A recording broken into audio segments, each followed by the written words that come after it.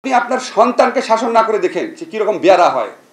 আর এ তো শাসক গোষ্ঠী, তার কাছে সেনাবাহিনী, তার কাছে নৌবাহিনী, পুলিশ, গোয়েন্দা, অস্ত্র, প্রশাসন, সব কিছু। তাকে কারো কিছু বলেন নাই, তাহলে সে কী হইতে পারে এটা চিন্তা করে।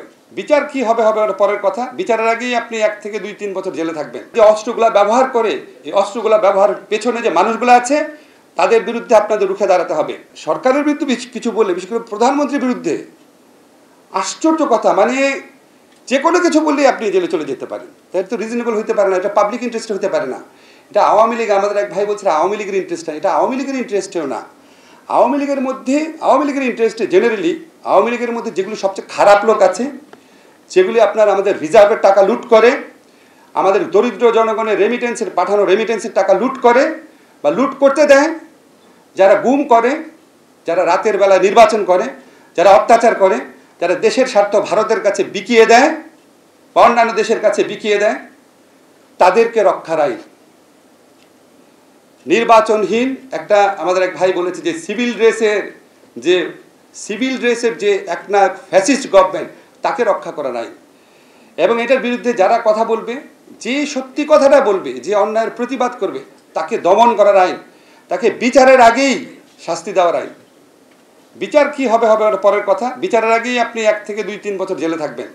এবং যেই নির্মম নির্যাতন আমরা আজকে ওনাদের মুখে শুনলাম, শুধু জেলের ভেতরের মানুষরা, তাদের আত্মীয় স্বজনকে করা হয়, এটার মেসেজ হচ্ছে একটা, আমি যা ইচ্ছা করব, আমি রাতের নির্বাচন করব, তোরে ভোট দিতে দিব না, আমি ব্যাংক লুট করব, শেয়ার মার্কেট লুট করব, প্রকল্প ইনফ্লেট করে লক্ষ কোটি টাকা পাচার করব, মানুষ খুন করব, গুম করব, এটার বিরুদ্ধে কথা বলতে পারবি না, কথা বললেই তোকে এই পরিণতি দিতে হবে। এটাই হচ্ছে একমাত্র মেসেজ।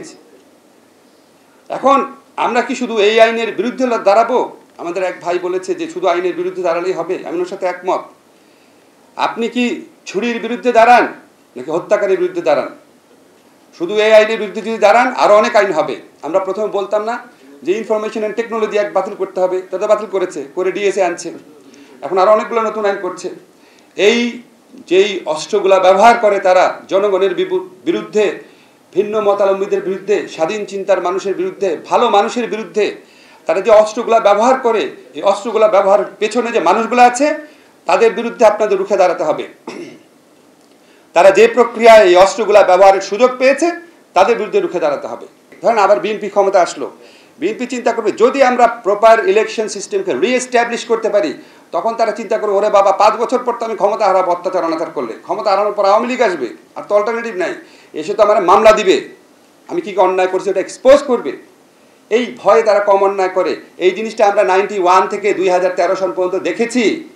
তারপর যখন ইলেকশন ধ্বংস হয়ে গেছে, সে তো জানে তারা এক্সপোজ করার কেউ নাই, তার বিরুদ্ধে দুর্নীতির মামলা, গুমের মামলা কেউ দেওয়ার কেউ নাই। যদি আপনি আপনার সন্তানকে শাসন না করে দেখেন সে কীরকম বেয়ারা হয়। আর এ তো শাসক গোষ্ঠী, তার কাছে সেনাবাহিনী, তার কাছে নৌবাহিনী, পুলিশ, গোয়েন্দা, অস্ত্র, প্রশাসন, সব কিছু। তাকে কারো কিছু বলেন নাই, তাহলে সে কী হইতে পারে এটা চিন্তা করে। এই জন্য ছোট স্বপ্ন, যেটা রিয়ালিস্টিক স্বপ্ন, সেটা আগে করতে হবে। আমাদেরকে অবাধ ভোটাধিকার প্রতিষ্ঠা করতে হবে। কোনোদিন যেন বিএনপি ক্ষমতা আসলে বা সাকির দল ক্ষমতা আসলে, মান্না ভাইয়ের দল ক্ষমতা আসলে নির্বাচনকে ম্যানিপুলেট করার চেষ্টা যেন না করে। এটা করা সম্ভব, এটা করা সম্ভব। আর বড় স্বপ্ন হচ্ছে আমি রাষ্ট্রটা বদলে দিব, সংবিধানটা বদলে দিব। বড় স্বপ্ন দেখেন, সমস্যা নাই।